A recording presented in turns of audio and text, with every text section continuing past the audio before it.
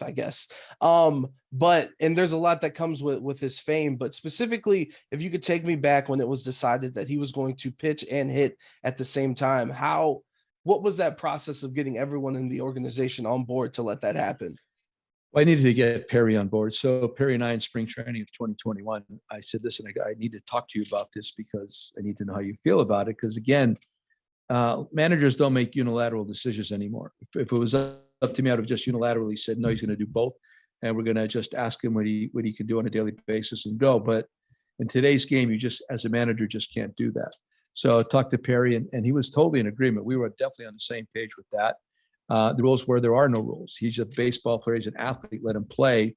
And we'll monitor it as we went along, not even to the point where there was a pitch limit based on the entire season that he was expected to not exceed. So nothing. The rules were, Shohei, how do you feel? The night before, Shohei, how do you feel? Do you want to DH tomorrow? Do you want to DH and pitch tomorrow or hit and pitch tomorrow? And the day after he pitched, do you want to play? He told me the night before, and we just concluded we did everything that way. So we empowered Shohei to take charge of his own career. That's why he signed up from Japan to come here in the first place, to be a two-way player. For us to get in the way of his greatness was absolutely wrong. So it was a combination of getting Perry. Perry was totally on board, and then I took it to Shohei. We took it to Shohei simultaneously, and then after that, it was me on a daily basis with Ippei, Shohei's interpreter, and Shohei, what do you want to do tomorrow? The Book of Joe, trying not to suck at baseball and life. Joe Maddon joining us.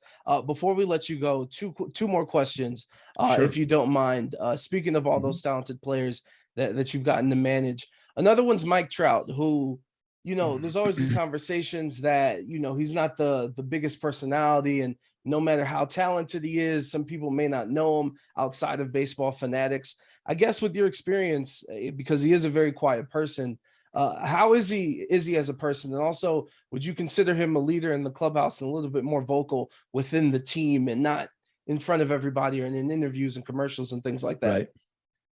No, Michael is, he's all of that. He's actually wonderful. He grew up in New Jersey, not far from where I'm sitting right now. So I almost feel like that's an extension of Pennsylvania. He could have grown up on Alta Street here in town. He's just a really, really good fella. Parents did a wonderful job with him where he came from. He's a respectful person. Absolutely he is. So yeah, in the clubhouse, you're right. He's not going to expound publicly. He will talk to guys individually. He'll talk to coaches and me individually a lot. Whether we talked at the ballpark or texted off the field, it was a very consistent pattern to all of that. So Mike is just, yes, by nature, a quiet person, but an extreme competitor, absolutely wants to win. And the part of the problem, like you're talking about, is playing on the West Coast late at night and not being involved in playoff baseball. I mean, there just could be a case made for a lot of guys. I'm watching Olsen play today for Atlanta. You could say the same thing about him. And how good is he? Pretty much a quiet guy, tremendous talent. Nobody really knows about him playing in Oakland. And now they're going to get an opportunity. So it happens. It just happens because of location and the fact that the team hasn't put you in the postseason.